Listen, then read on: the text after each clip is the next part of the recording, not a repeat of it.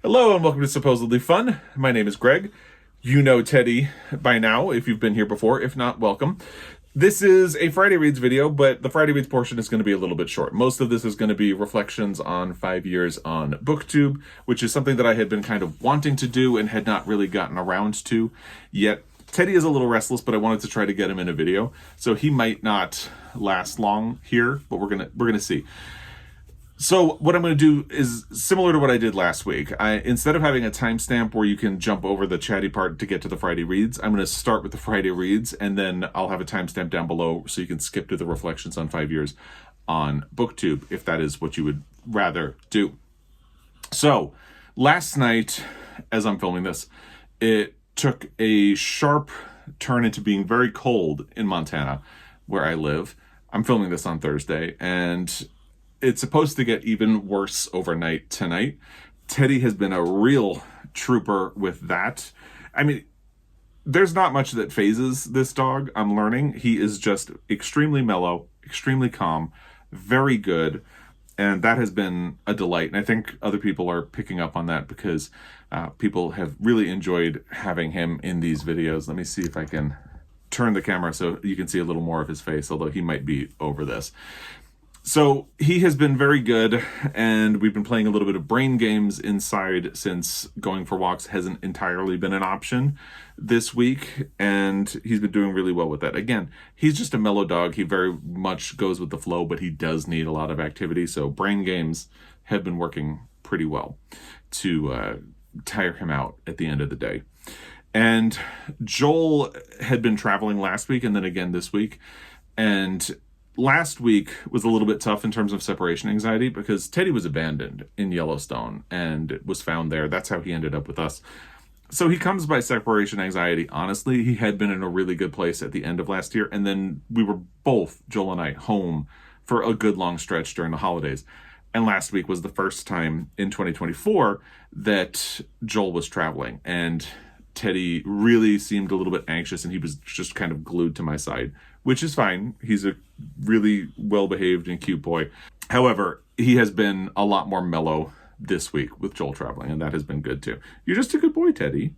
You're just a good boy.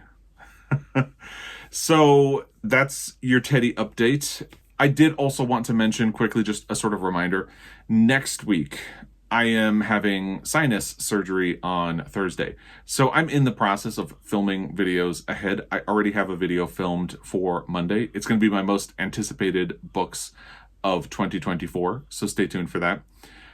And then I'm going to keep trying to film videos. So basically, this sinus surgery is for a deviated septum. I have had a deviated septum since I was in like 3rd grade. And I'm really over it at this point. I think once I went to the doctor and talked about options, I just really leaned into the idea that I am so ready to get this fixed. And hopefully it will be a game changer. There will be a lot of improvement, especially since this week alone, I had 3 nights where I couldn't really breathe at night. So I got no sleep and just got to snuggle with Teddy. That part was nice.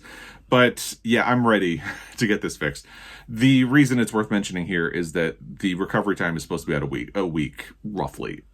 It's different for every person. But basically for about a week, I'm going to be out of commission. So I'm trying to film some videos ahead, so there will still be videos posted on the channel. So you hopefully won't see a gap. I might film a Friday Reads video on Wednesday next week and just schedule it for Saturday, so at least there will be some kind of a Saturday video. There might not be a Friday Reads the week after that if I'm still not feeling like filming a video. So just so you're aware, that is what's going on. I have plans to have videos filmed, edited, and scheduled through the end of January. So hopefully there will not be an interruption in videos, but we'll see how that goes, because I filmed and edited Monday. Now I need to start working on Thursday once I'm done with this video, and then so on and so forth from there. So let's just quickly do the Friday Reads before we get to reflections on 5 years on BookTube. And the update is that there is no update. I am not much further along than I was last week. So I think I've pretty much settled into the 2 books that I was reading, because I had barely gotten into either one of them last week. And I just have been sort of allowing myself to not be in the mood to read and to not pressure myself to try to finish things just to finish things. So I have still, at this point, I'm filming this on Thursday, January 11th. I have not finished a book in 2024, and it's okay. And I'm okay with it. So it just is what it is. And that's the theme of 2024 for me. But at some point, I will finish a book in 2024, and it will be one of these two books. The one I'm doing on audio is The Christmas Orphans Club by Becca Freeman. I think at this point I'm 17 or 18% of the way into it. So the history of this book is that it was a gift to Joel from a subscriber, Marsha Johansson, in December. He read it and really enjoyed it. Oh, you okay? Excuse us. And he really liked it. So I decided to use it as a pivot book, but I decided I would rather do it on audio. So I downloaded the audio from Libro, and I've been listening to that. But I have noticed when I have been thinking about listening to something this week, I have done a podcast or something like that. So I just have not made a lot of progress. It's a very cute book. I have been enjoying it. And it's about two friends who don't have anywhere to go on Christmas. And over time, they pick up two other people who also don't have anywhere to go on Christmas. And they have been doing this every year, celebrating Christmas together. And now in the present is probably going to be their final Christmas together because someone is moving to LA. And it moves back and forth between the different Christmases that they have spent together to tell the story of their friendship. It's a very cute book. I am enjoying it. I just have been allowing myself time to do other things. Like a lot of the time I will listen to an audiobook even while I'm walking Teddy in the evening or in the morning. And I've been allowing myself to just have a little bit of quiet and walk and be present with Teddy, which is something that is always really important to us. We don't necessarily want to be on our phone. Like you see those people who are like texting or something while they're walking their dog. We want to be more present than that. But sometimes I will put headphones on and listen to an audiobook while I take him for a walk. And this week I've been allowing myself not to do that. And it has been nice. But the end result is I have not made a lot of progress on the book. Oh, are you over me?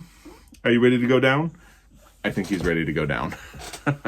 So we're going to say goodbye to Teddy and continue with the Friday reads. The next one, now that he's gone, I can move that back up a little bit.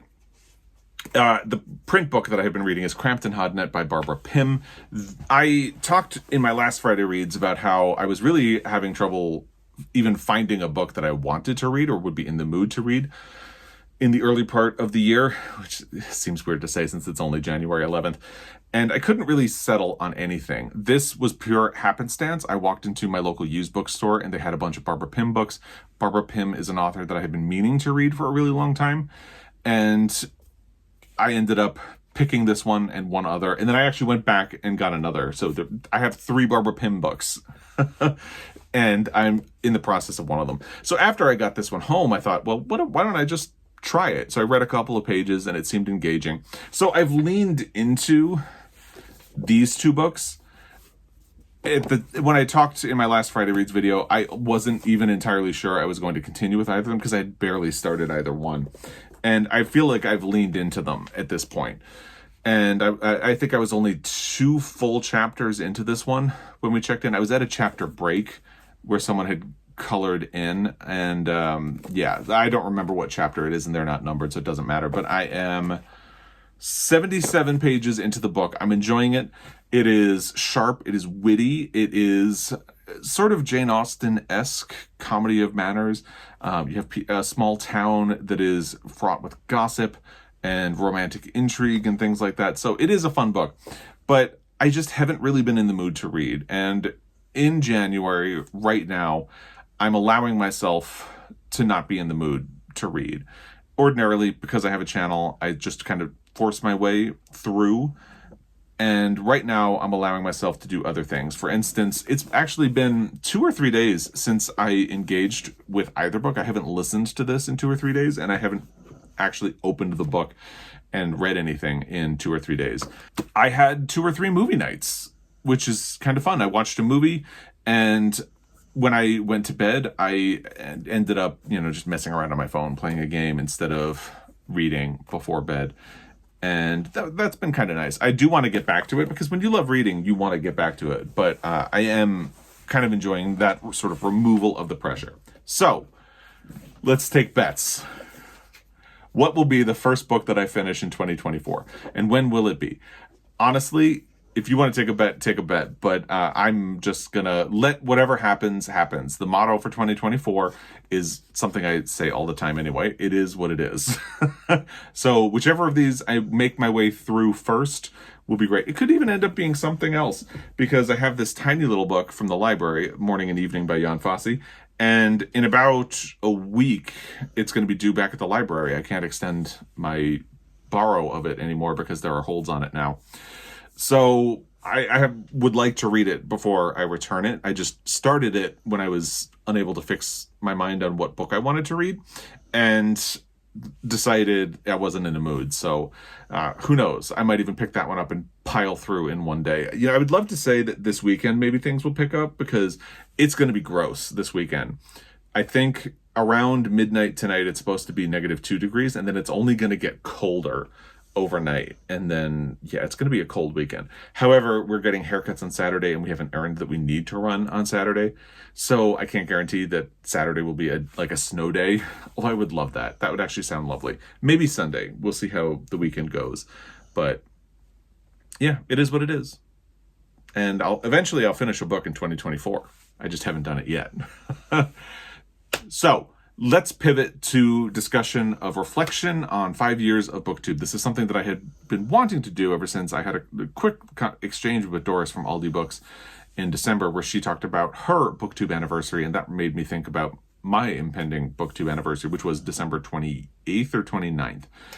And that marked my 5th full year on BookTube. And I thought it would be fun to do reflections. So I did one video where I looked at my favorite recent books, my favorite books from every year that I have had this channel. I'll link that video in the description box down below. Teddy has passed out, so you might be getting Teddy snores. I think that's what he wanted down to do. So that video I managed to get done in December, and I kind of just leaned into the idea that reflections on 5 years on BookTube was going to have to wait until January.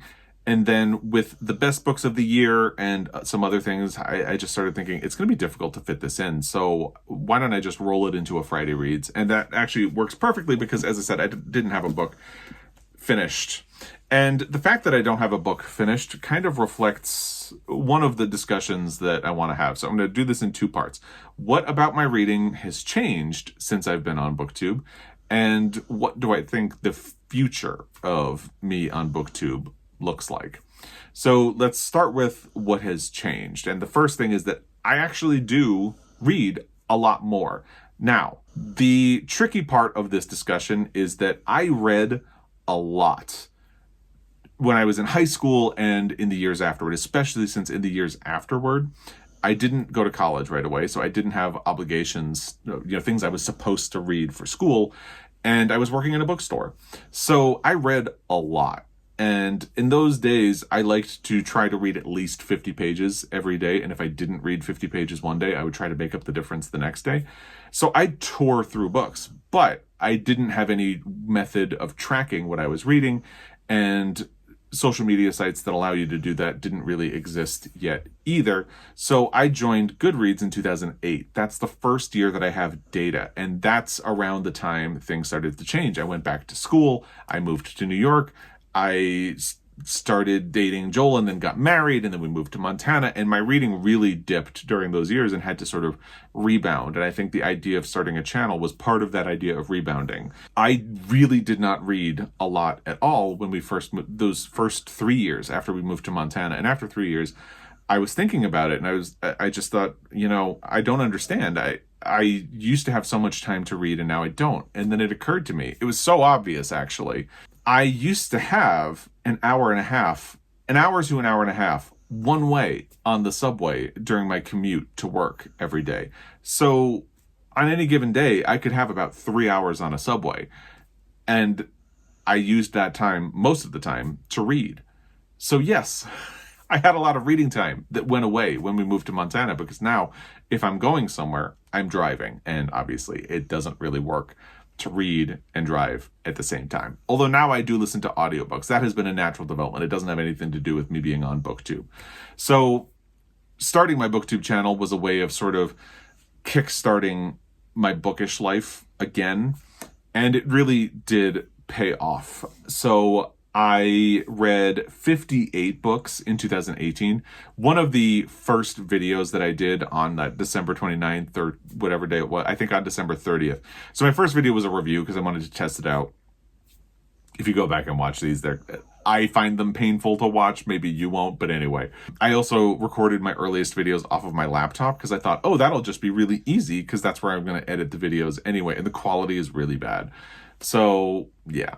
But anyway, one of my first videos was wrap-up for 2018, and I mentioned in that video that I had read 58 books and that it was like a record for me since I had started tracking, and it was. It legitimately was.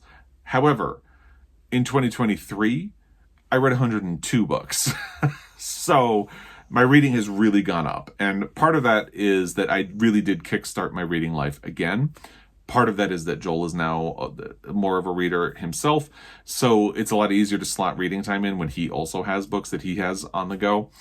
And also, having a channel has a built-in sense of accountability. And I talked about that a little bit in the Friday Read section. It's like, ordinarily, I feel like I have to keep reading, even if I don't feel like I'm in the mood for it. I will try to push past that and keep going because I know, if nothing else, Thursday, Friday is going to come around and I'm going to have to film a Friday Reads, and I need to have something to talk about. So usually if I start hitting feelings of malaise or like I don't feel like I want to read, there's an accountability process where I start to feel I gotta read, and I push past it. So at various points over the last 5 years, I have talked about feeling slumpy. But when I talk about feeling slumpy, it means I didn't read a lot this week, because as someone who has a BookTube channel and does a weekly reading update, it feels like you need to read. So there's a built-in sense of accountability or sense of urgency that I have to sort of push past. And the reason I'm sort of leaning into or allowing myself not to feel like I need to read right now is because I named my channel Supposedly Fun for a couple of reasons. One, because originally when I had started a blog years before I thought about BookTube as an option, I had the idea of naming it A Supposedly Fun Blog I'll Never Read Again, which is a David Foster Wallace pun, which is funny because I've never read a David Foster Wallace book. And I just shortened it to Supposedly Fun. And I liked that because, one, it is sort of a literary pun, but it's a reminder to me that this is supposed to be fun. And if it's not fun anymore, then I need to rethink how I'm doing things, or even in doing it at all. And I don't ever want to get to the point where it's not fun and I have to rethink things. And it has worked, actually, because it does serve as a constant reminder to me, like, this is supposed to be fun. Essentially, I've taken on a part-time job in addition to my full-time job. And a lot of that comes down to me. You know, I work from home. And the nature of my job, I am able to film more than somebody else with a full-time job can, because I don't have to commute. I'm not in an office environment. You know, I can take my lunch break or time before my workday starts, whatever. I can make time during my day to film videos. So usually I can film like 2 to 3 videos a week and get them posted. That's a privilege that I have. Over time, Supposedly Fun, the name, has reminded me, like, don't put so much pressure on yourself to perform. This is supposed to be fun. And that has been a very good reminder to me. So well done to me on the channel name. I know it probably doesn't make sense to a lot of people, and there are definitely better things I could have named my channel, but I like it because it does serve as that reminder to me that, you know, this is supposed to be something that is enjoyable. And if it's not, then what's the point in doing it? Not hopefully, I think I have lived up to that. I've managed to keep it fun, but right now, for the first time in 5 years, I'm allowing myself to feel like it's okay if I don't feel like reading. And if that continues through the rest of the month, that's fine. It is totally fine. If it continues into February, I might start to worry a little bit. But right now, I'm just cruising along, and that's fine. So the first thing that has changed is I have a built-in sense of accountability. And now I'm trying to find the balance between that accountability and keeping things fun and just leaning into the it is what it is philosophy, which is something I say a lot, and I never realize that I say it so much until people point out how often I say it is what it is. The other thing is that I would say I'm still a mood reader, but I have moved away from it a little bit. So mood reading for me is more like I will keep a mental list of like 5 books that I could read next. For instance, if and when I finish Crampton Hodnett, I have in my mind, if I'm in the mood for it, I could read Blackouts by Justin Torres, which is on my shelf, Northwoods by Daniel Mason, which is on my shelf. Or I have these new releases that I'm going to talk about on Monday. 3 of them I have advanced readers copies, and there are some that I have on NetGalley. So when I finish Crampton Hodnett, I have like a mental list going, and of those 5, 6 books, I can pick based on my mood. That is what my mood reading has turned into. It used to not be like that. And actually, I stopped doing what I used to do with my shelves. So if you have been here for a long time, you might remember that my sort of TBR system used to be that the books that I wanted to prioritize, I would slightly pull out on the shelf. So if these 3 books were shelved next to them and the one in the middle was something that I wanted to prioritize, I would just pull it out a little bit. So if I'm browsing, well, so the added benefit of this was that all of my books were in one place. There was no need for like a TBR cart or anything like that, which would stress me out because I want them to be where they're supposed to be. So everything's in its place. It's where it's supposed to be, but I can look on the shelf and I'll see this book is sticking out. That's something that I would like to prioritize. So I could just look through my shelves and get a sense of what I wanted to prioritize and think about if any of them fit my mood. So picking my next read used to involve a lot of going to my shelves, looking through and deciding. And I just don't do that anymore. And when Joel and I redid the library 1 year ago, I'll have a link to that video down below as well. I decided not to continue that trend of leaving one book stuck out anymore because I just haven't been picking my book that way. And that really is how I used to pick my books. I would just go to my shelf, browse through, and try to find what I was in the mood for. And now I have this mental list of things that I want to get to next. And because even if I don't do Blackouts, if I don't do Northwoods, if I don't do one of the other 3 or 4 books that are coming out in January and February of this year, I'm also thinking about what my next Pulitzer book is. And I think I have it narrowed down to 2, but I haven't decided. One of them is complicated because it's a second installment in a trilogy. And technically, I would like to read the first book, and the first book is not easy to get. So I'm probably going to go with the other one, just for ease of use. But so I've even got that. It's all like in my head, things that I would like to get to either because, the Pulitzer announcement is going to come, and I would like to read Blackouts and Northwoods before the Pulitzer announcement. And thanks to kind subscribers, I have copies of both of those books. So yeah.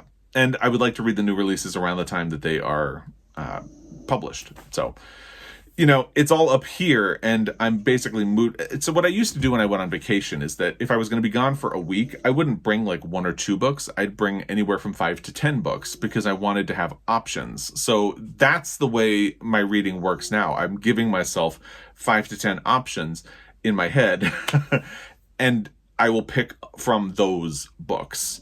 It doesn't involve my bookshelves anymore. And I do kind of miss that, I admit. So a video I filmed for later this month is starting the new year. I went through and I picked a couple of books that had been on my shelf for a long time and almost did a version of try a chapter, except I didn't do a full chapter. I just wanted to read the first few pages of the book and see if it's something that I could get into. And as I was going through my shelf and picking those out and going through this process, I did kind of miss that style of reading. And I don't know what to do about that because I've so fundamentally moved away from it that, and having a channel, I have these things like I feel like I need to keep doing my Pulitzer Prize project. I want to finish some other books before the Pulitzer Prize is announced this year. All of that stuff is going on, and I want to try to find a balance between all of that, and I don't really know how to do it. But that has been a significant change in my reading.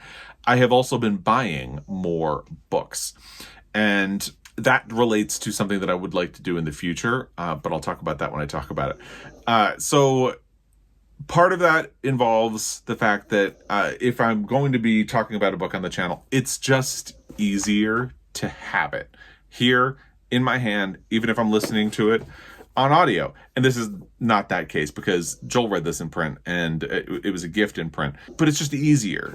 You know, it's not that hard to put a photo of the book here. It's actually not as easy as holding the book up. So part of it is this feeling of like, I need something to hold up. Part of it is that we expanded the library and now I have become a little bit more of like a collector, but that's a library thing, not a BookTube thing. But it has been a bit of a change. Now I feel like I want my bookshelf to be a fun collection of books that I want to read or that I liked and all of that. And nice editions of books that I like as well. But yeah, the first year I was on BookTube, my book spending went from practically nothing to a lot. Because there were a couple of years after we moved to Montana where I really didn't buy new books at all. I went to the library or just read a lot of what I had on my shelves. And the nature of BookTube is that, you know, I need to be paying attention to new releases. And I like that I have been focusing more on new releases since I've been on BookTube. But yeah, again, it's a needle to thread. So something that I am learning to do a little bit differently. And I am curbing my spending on books recently. The book haul revisits have been very helpful. My most recent one will be down below because I just did it this week. And yeah, so that was a big change as well. Spending on books really went up. And one thing I have liked is supporting independent bookstores. I have always been a big supporter, but now I kind of feel like I have a platform to talk about it and encourage other people to support independent bookstores. So I love my bookstore t-shirts so much, and I've really leaned into that aspect of my personality since being on BookTube. So those are the changes. What about the future a little bit? And a lot of this is kind of uncertain and a little bit nebulous. Now, I mentioned this in December. A lot of people have asked me about a Patreon. And I appreciate that they ask because they're asking because they want to find ways to support my channel or me specifically.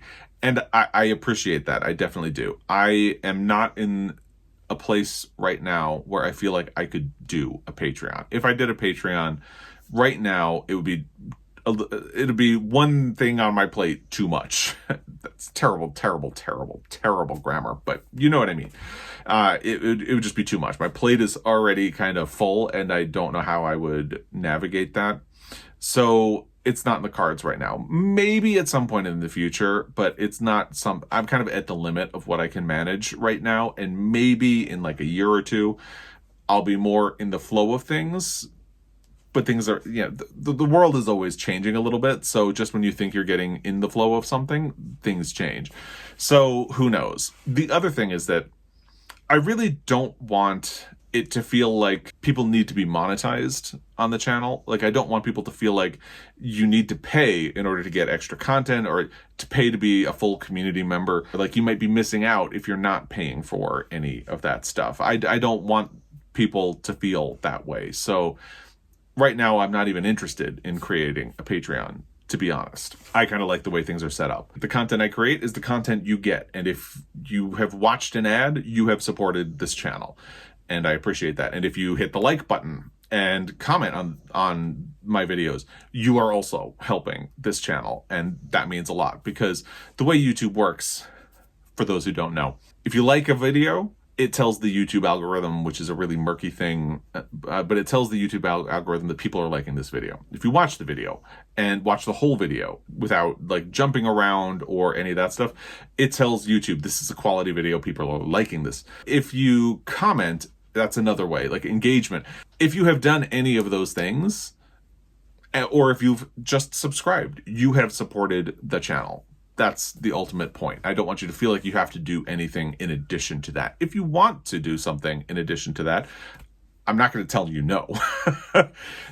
There is Super Thanks, which I don't really know how to do it. It's a control somewhere down in that little bar right around where I'm pointing. You have the option of doing that if you would like to. Or I was approved as a bookshop.org affiliate toward the end of last year. So I've started leaving affiliate links to titles that I discuss. And maybe if I encouraged you to think about purchasing a book, if you purchase it that way through those affiliate links or through this storefront that they created for me on bookshop.org. I get a financial kick from that as well. Hi, Editing Greg is jumping in just to say one other thing that people have done, which surprised and delighted me, is that they have actually contacted Montana Book Company. They've either called the store directly or gone through the website and either gotten a gift card for me or ordered something. And Montana Book Company has my address because I'm a customer there, so they have actually shipped items to me. But to me, I don't know. I love it because it supports Montana Book Company and, I do get something out of it. So that is another option. But, again, none of this is required. And I hesitate to even bring that part up. I think that's why I didn't do it in the Friday Reads video. But I think the fact that people keep asking me about a Patreon means that they want to find ways to support the channel. So that is another way of potentially helping me and helping an independent bookstore if you want to. So I'm fine with it the way things are. I don't want people to feel like they need to do anything if they don't want to or don't have the means. No pressure. If you watch, like, subscribe, comment, whatever, you have helped already, and that's enough. Another thing, tying back to the conversation about curbing my spending on books, I am reaching out to publishers more to ask about review copies of books. And hopefully that will be something that will help curb my spending on books because, I do feel a little bit of pressure to have books around me and bring new books in a fair amount of the time. By reaching out to publishers, hopefully I can get copies. And like I said, in my most anticipated, I actually had copies of 3 of the books in my hands for that video. And that is something that has never happened before when I have filmed a most anticipated video. And I have started doing it more. Originally, I didn't want to reach out because I'm someone who's always uncomfortable asking for things and doesn't necessarily want a lot of free stuff or swag. So I don't know. I always felt really uncomfortable with the idea of reaching out, but also because I want people to trust that what they're getting is my honest opinion about the books that I read. And I have noticed a lot of the time, and I don't think this would happen to me, but it's a pet peeve of mine when you see like someone on Instagram or Bookstagram or BookTube or wherever, if they get a lot of free stuff from publishers and they never speak negatively about anything that they read, it's a big pet peeve of mine because it doesn't feel genuine. That's not a subtweet of any particular person. It's just something that I don't really enjoy. And, again, I don't think it would happen to me, but it's a concern of perception, I guess. I don't want to be someone who gets a lot of free stuff from publishers because I want other people to be able to see that I'm hopefully remaining impartial. But to spare my wallet a little bit, I have started reaching out and I've had some success with it. So that has been really good. So the next thing for the future is that I just have thought about what I want to do. And I don't really know. I just know that I do enjoy the way things are right now. And I want to keep that small channel vibe. I don't want things to change a whole lot as my channel has grown. I don't actually remember what my subscriber number is at the moment. Let's take a look. So I have 13,789 subscribers, and that still blows my mind every time I see it. And there was a huge growth spurt in the last part of 2023 because that 25 best books of the last 25 years video did incredibly well beyond my wildest expectations for that. And that video alone, it is far and away the most popular video I have ever done. And that video alone, I'll look it up real quick. I'll tell you exactly how many new subscribers I got off of that one video. I have gotten 1,100. It stopped telling me the exact number anymore. All I know is I gained 1.1K subscribers off of that one video alone. So the channel has grown faster, larger than I ever would have anticipated when I started. And then even when I did the 10K video celebration in June or July last year, I had no idea that I'd be ending the year with almost 14,000 subscribers. It's humbling. I don't even really know how to process that number. But the only point of that is I want to keep that small channel vibe. And people have told me, I always stress myself out when I can't respond to comments because the volume of comments that I get now compared to the beginning is insane. And I put a lot of pressure on myself to try to respond to comments, but sometimes it's really not easy. For instance, I've fallen way far behind in 2024 because I published a bunch of videos back to back. Like, it's January 11th as I'm filming this, and I've published 6 videos in 2024, but I haven't finished a book. So I fell behind on comments, and most of them were on the best books of 2023 video. And I'm just trying not to feel a little bit all that pressure, but I want to be able to respond to people. I want to have that sense of interaction and community. I don't want to lose that. I want to always keep that sort of small channel vibe. And that's the only thing I've really decided about a potential direction for my channel. I've thought about reaching out to do like interviews, because you see interviews on, like, Sean the Book Maniac does them all the time, and other channels have interviewed authors or reached out to people, and I haven't really done that. And I've thought about it, but I feel like if I start to do that, it's gonna make this feel even more like a second job in addition to my full-time one. And I feel like if I did, it would be Pulitzer specific, and I haven't even really thought about what it would look like, because I just know that it's not the time or place. But maybe someday it would be fun if I get to a place where I have a little bit more free time. And I mean, when is that ever going to happen? But it would be a fun thing to do. And I've also been really thinking about negativity and criticism and the form that it takes. Like, I think criticism, like legitimate critique, is valid and fair and helpful for people. Sometimes if I look up a business online, or if I am looking up a book to see what the rating is, or a movie to see what the rating is, it's actually helpful to look at the negative reviews first, because it immediately starts to give you a sense of whether or not those reviews are fair, or if someone has picked out some weird, like, political detail. So if you look at the negative reviews of Montana Book Company, it's all because they are an activist community bookstore that is a safe space for queer people. And conservative people, like hardcore conservative people, do not like that and will leave them 1-star reviews. So if I look at the negative reviews of Montana Book Company, they're almost all about the fact that they're a safe space for queer kids. So it's like, oh, easy decision here. That's a business I am going to support. So negative reviews can be very revealing about it, whether they're legitimate or not, I think. But I want to stay on the legitimate critique side, and I don't want to be negative. I think critique, not negativity, is sort of what I strive for. It's just honest to talk about criticism of things. You can't like everything that you read. Even a book that you like, you might have some little details that didn't sit well with you. Teddy is snoring so loudly. I don't know if you can hear it, but he is passed out on the floor. So I've been thinking about critique versus negativity a lot over the last few months, and particularly about book awards. And I am guilty of this, because even in my best of 2023, when I talked about the love songs of W.E.B. Du Bois, I mentioned again that I think it should have won the Pulitzer Prize for fiction.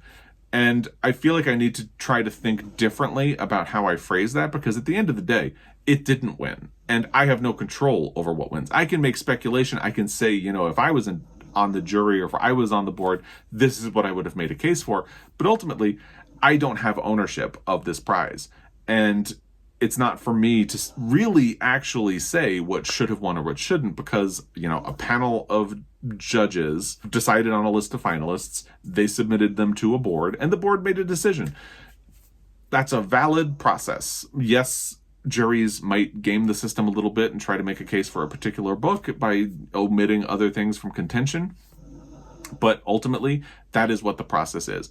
And I think the fact that the Booker Prize and the Women's Prize in particular have invited a social media commentary into their process has sort of weaponized dialogue. I think people start to feel like they have ownership of these prizes. And yes, we can comment on them. We should hold them accountable. Like, I honestly do think, and people sometimes leave comments saying it does. Why do I focus on this? But like, the fact that a Black woman has not won a Pulitzer Prize for fiction since Toni Morrison for Beloved in 1988 is not good.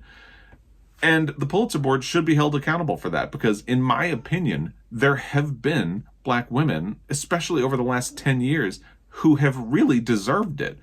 And for some reason, they have not made it into the finalist list, or they haven't been able to cross the finish line. So that is something that we can hold the Pulitzer Board accountable for. We can remind them, this is particularly weaponized when it comes to talking about the Nobel Prize.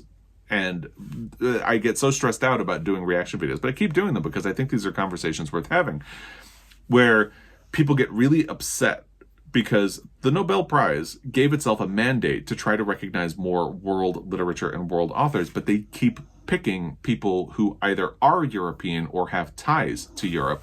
So it's not really a global prize, and that's what it's supposed to be. So we should keep talking about it and hold them accountable for it. However, at the end of the day, I don't have ownership of the prize. You probably don't have ownership of the prize. So I don't have answers, but I want to focus a little more, because ultimately I want to put positive energy out into the world.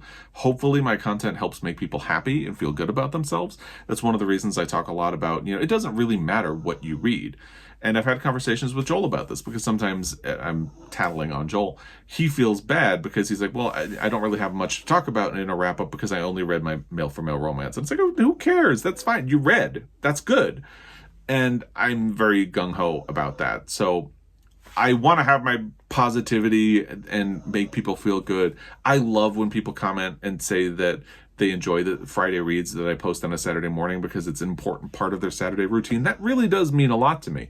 So I want to have that, but I also want to keep room for positive negativity, I guess. I don't know what you call it. Again, I think the best way to say it is critique, not negativity. I think I've seen a lot of channels lean into dunking on things because it's easy to do, but it's not very productive, and it can be very mean-spirited, and I don't like that. So I want to kind of get away from that. And I'm trying to think about the way I even talk about book awards, because again, yes, I think the love songs of W.E.B. Du Bois should have won the Pulitzer. If I was in charge, it would have won, but it didn't. Yeah, I just need to think about how I have those conversations, and it will be an interesting thing to navigate in the future. And I don't know what this channel will look like 5 years down the road. I don't know if I'll be doing it in 5 years. I imagine I will. If I'm around, you never know what's going to happen. But yeah, I don't know what it will look like, but I know that I want to keep that small channel vibe. I don't want people to feel like they need to pay money to be here or to get all of this content.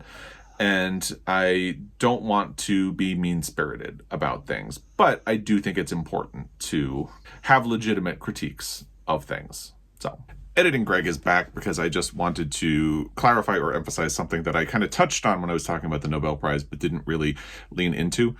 The idea of holding things accountable, especially when they do bad things. When I talk about not being negative, I don't mean don't bring up problematic things, especially if they are harmful to other people. Like if I do a deep dive on The Color Purple, which I just did recently, I will talk about the damaging things that Alice Walker has done, the anti-Semitic conspiracy theories that she has lifted up, and her attitude towards transgender people. John Updike, a book I threw when I talked about my worst reads of 2023, had really problematic and damaging ideas about women, about gay people. It's worth talking about those things. And when I read Gone with the Wind and find it to be incredibly racist and feel like that is a conversation that has been overlooked, those are conversations that are worth having. So again, it kind of leans into the idea of constructive criticism of an idea that is harmful to a lot of people without necessarily being negative, but sometimes, if I feel okay throwing Rabbit Run for the reasons that what is in that book is really toxic and harmful to a lot of people, and I think was very misguided and privileged in a way that's really gross, and it is worth calling those things out. So again, it's just a needle to thread, and try not to lean into overt meanness and negativity, legitimate concerns about things that have been harmful to people, if that makes sense. I don't have answers for how I will achieve any of those things, but that's what I would like. And maybe if at some point I have a little more time to dedicate to the channel, again, it's just difficult because this basically is a part-time job on top of my full-time job. If that dynamic ever gets a little easier to navigate, although, if my job changed, I can't guarantee that I would be able to keep up the posting schedule that I do, because again, it's a privilege that I work from home and am able to have the flexibility to post as much as I do. So I don't really know what the future will look like, but I'm happy to be here, and I've really enjoyed these 5 full years on BookTube, and I hope that there are 5 more and 5 more after that, and so on and so forth. Who knows what we'll be talking about in 5 years. Part of why I want to have a space that feels comforting for people is that the world is really difficult. So much of the world feels like it's on fire right now. The U.S. feels like it's flirting with falling to fascism.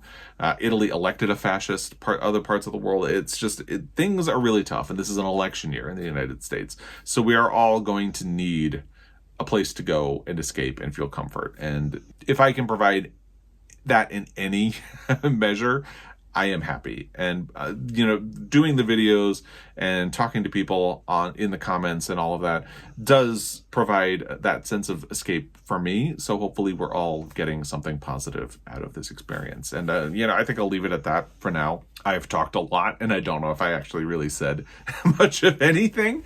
Yeah, I'm just happy to be here, and I'm happy that you're here. Let's see what happens in the future together. So there you go. As always, I really appreciate your time, and I will be back. Until next time, happy reading.